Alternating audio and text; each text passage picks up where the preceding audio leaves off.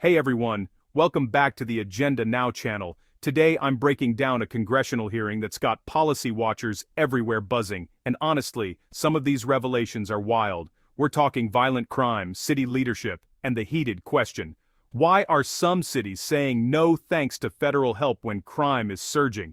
If you want more deep dives like this, go ahead and hit that subscribe button. Let me set the scene with a moment that really hit home. A Missouri congressman stood up and shared how, back in 2005, he was robbed at gunpoint. This wasn't just a personal story, it was a punchy way to show that in cities like St. Louis, violent crime's been out of control for years. He painted a picture of families who wake up every day wondering if they'll be safe, and neighborhoods where gunshots are way too common. Now, here's where things get really interesting. The congressman laid into what he called failed leadership, especially calling out a St. Louis prosecutor who, according to him, let politics get in the way of prosecuting real, dangerous offenders. The state actually removed her from office, saying she was more focused on political cases than protecting people from crime. And who pays the price? The families stuck in those neighborhoods, feeling like crime is just part of daily life. So what's driving this? He argues that certain Democratic policies in cities like St. Louis, New York, and Chicago are handcuffing law enforcement. His big point: if prosecutors won't prosecute, crime's going to spike. He even asked the experts, how can Congress actually hold local officials accountable? The answer that came back: tie federal funds to crime reduction strategies that work. If cities don't follow best practices, they risk losing out on that money.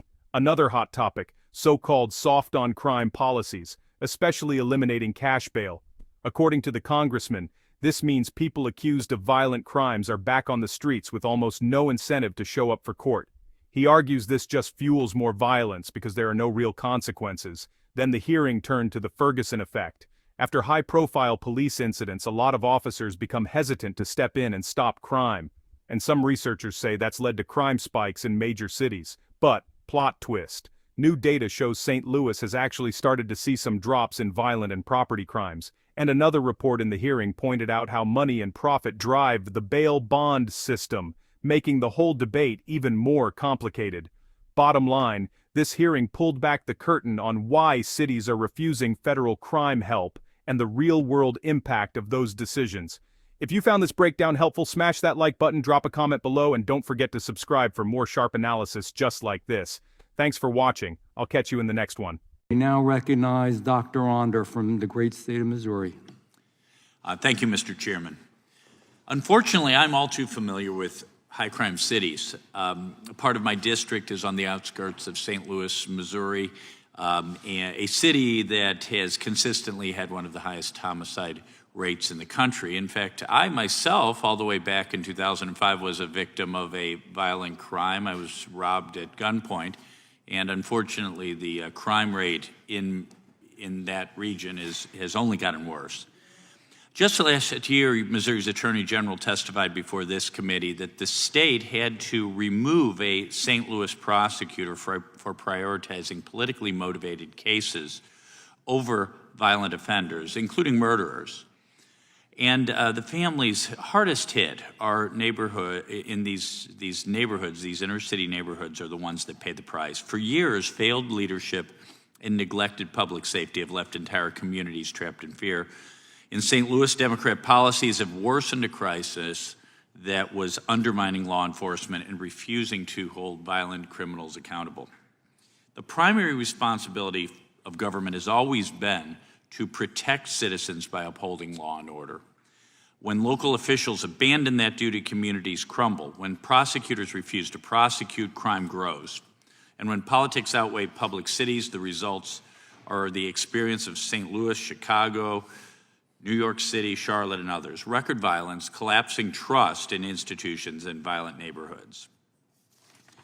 These policies trap generations, they crush hope, and we have to break that pattern. Real compassion means telling young people that we believe that we can do better and that choices have consequences. Accountability is not punishment for its own sake. It is a path to safer streets, stronger families, and communities that can thrive. Mr. Mangual, is there a way that Congress can hold local officials accountable for refusing to enforce the law and refusing federal assistance during periods of sustained violent crime. I think the best thing that Congress can do in this way to hold these local officials accountable is to condition more of the funds that so many American cities depend on best practices with respect to law enforcement and prosecution. Yeah, that makes sense. You know, in not only in New York City do you lock up the toothpaste, not the perpetrators, but that in the my staff tells me that in the Navy Yard area of Washington, D.C., they lock up the toothpaste at the CVS. Ms. McKinney, just a quick question for you, and I am so sorry for the loss of your brave and heroic son. You mentioned one of the murderers was out on bond. Do you know, was he out on cash bond, or was he just released without essentially without any financial incentive to return? Sir, I'm really not sure.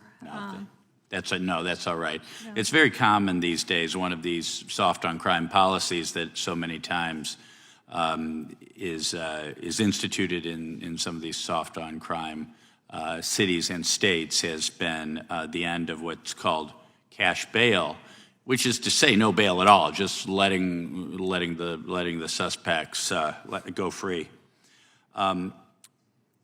Mr. Morrow, you're with the Manhattan, or Manguel, you were with Manhattan Institute.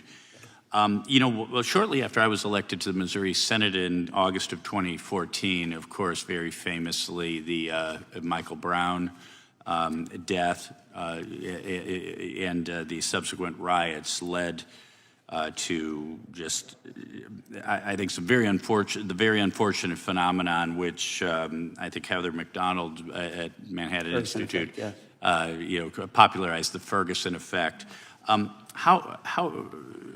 Explain that, and how can we turn things around? I think it's the opposite of what Mr. Morrow describes: broken windows, policing, enforcing fares, and so on. That's exactly right. I mean, the Ferguson effect basically describes a phenomenon in which, in the wake of a viral police incident that was controversial, so much public scrutiny and vitriol was lobbed at the institutions of law enforcement that it basically discouraged line officers from being proactive.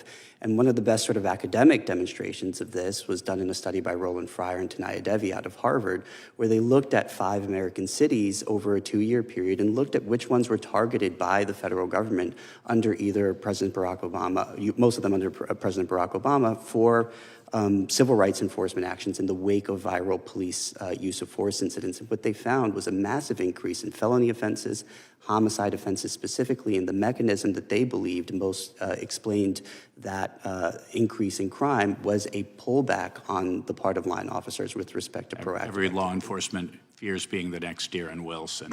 Thank you. I yield back. And Mr. Chair, I thank the gentleman, yes. Sorry. Before you go on, I have 2 UC requests. One is from the Council on Criminal Justice, which states, examining trends over a longer period, St. Louis has had a far larger reduction in some violent and property crimes than other large American cities. The homicide rate in St. Louis was 40% lower in the first half of this year than it was in the first half of the first year of the pandemic. Without objection. And then the second one is I ask unanimous consent for an article that was written by Stephanie Wiley titled How Profit Shapes the Bail Bond System, published by the Brennan Without Center. objection. Thank you. I now recognize the ranking member, Mr. Raskin,